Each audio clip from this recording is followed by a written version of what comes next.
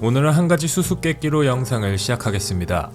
아침마다 일어나면서 확인하고 일할 때 필수적이며 어디서나 여러분의 곁을 떠나지 않는 것은 정답은 이메일입니다. 전자우편이라고도 불리는 이 친구는 인터넷의 등장과 함께 각광받기 시작해 이제는 누구나 쉽게 사용할 수 있는 서비스가 되었죠. 맨날 이메일을 보내는데 정작 그거에 대해서 잘 몰랐다고요. 과연 우리가 잘 몰랐던 이메일의 숨은 역사와 재미있는 사실들은 무엇이 있을까요? 과연 이메일을 누가 발명했을까요? 대다수의 사람들에 따르면 미국의 레이 톰린슨이라는 사람이 1971년에 처음 개발했습니다. 적어도 기네스북에 기록된 바에 따르면 지구상의 첫 번째 이메일이 1971년에 보내졌다는 사실은 맞습니다. 레이 톰린슨은 컴퓨터 프로그래머로 손쉽게 사용할 수 있는 사내 메신저를 개발하다가 이메일을 발명해낸 것으로 알려져 있죠.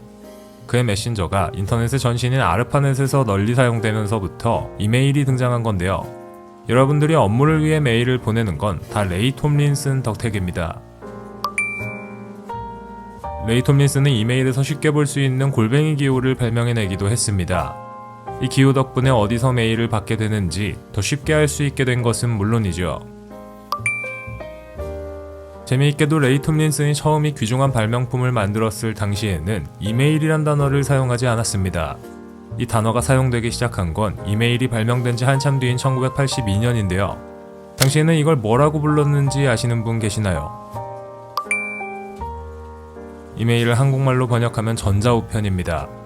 그렇다면 이메일을 영어로 쓰면 둘 중에 어떤 게 맞는 걸까요? 이메일을 발명한 레이 톰린슨에 따르면 하이픈이 그어진 표기가 맞다고 합니다. 하지만 통계에 따르면 사람들은 하이픈이 없는 형태로 구글에 더 많이 검색해보죠. 역시 귀찮은 건 딱질색입니다. 이메일을 우주에서도 보낼 수 있다는 것 알고 계시나요? 업무를 위해 우주에서 이메일을 쓸 수 있는지 몰랐던 분들이라면 신기하게 느껴질 겁니다. 우주에서 온 최초의 이메일은 1991년에 등장했는데 고작 몇 줄 안 되는 짧은 문장이었죠. 아마 시간이 좀 흘렀으니까 지금은 유튜브 영상 정도도 보낼 수 있지 않을까 합니다. 레이 톰린슨이 탄생시킨 덕분에 이메일은 널리 퍼져나가기 시작했습니다. 하지만 그렇다고 해도 1970년대와 1980년대에는 쓰는 사람이 특수한 단체에 소속된 사람으로 한정되어 있었죠. 누구나 이메일을 쓸 수 있게 도와준 건 바로 한메일인데요. 1996년 처음 탄생한 최초의 무료 이메일 사이트인 한메일은 지금 등장하는 이메일의 조상님 격으로 꽤 오랜 기간 동안 그 명성을 유지해왔으나 지금은 마이크로소프트의 아웃룩으로 대체되었습니다. 나이가 좀 있으신 분들은 이 메일 계정 하나쯤은 있으셨을 겁니다. 이제 이메일은 지구상 어디에서나 보낼 수 있고 우리와 함께합니다. 스마트폰과 태블릿의 등장으로 이메일에 접근하기는 더 쉬워졌고 어디에서나 업무와 관련된 메일을 받아볼 수 있게 되었죠.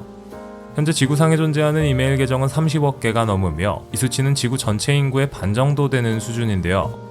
사람들은 평균적으로 하루에 15번씩 이메일을 확인하며 최근 이메일을 확인하는 방법에서 큰 비중을 차지하는 것이 바로 스마트폰이라고 합니다.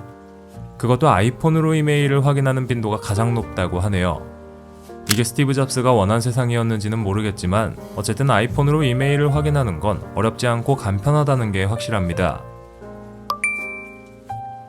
구글의 지메일에서는 보낸 메일을 취소할 수 있는 기능이 있습니다. 혹시 상사나 거래처에게 화가 나서 욕을 썼다면 취소할 시간은 존재하며 그 시간을 직접 설정할 수도 있다는 걸 기억해두면 좋겠죠. 단, 그 시간이 그렇게 길지는 않으니까 지울 거면 빨리 지우는 게 낫겠습니다. 여러분들이 받는 이메일의 반 이상은 스팸, 즉 우리의 정보를 해킹하기 위해 보내거나 광고성으로 보내는 메일들입니다.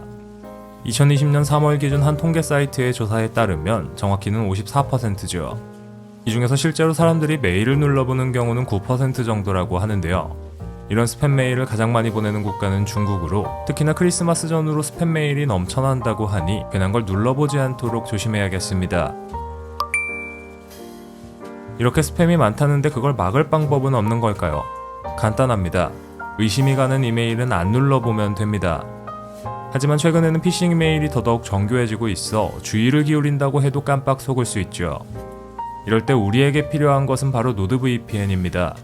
최근 노드VPN에 바이러스 및 위협 방지 기능이 추가되어 머레어와 악성 광고를 막아주고 해커들이 여러분의 컴퓨터에서 정보를 빼가는 걸 막아줄 수 있습니다.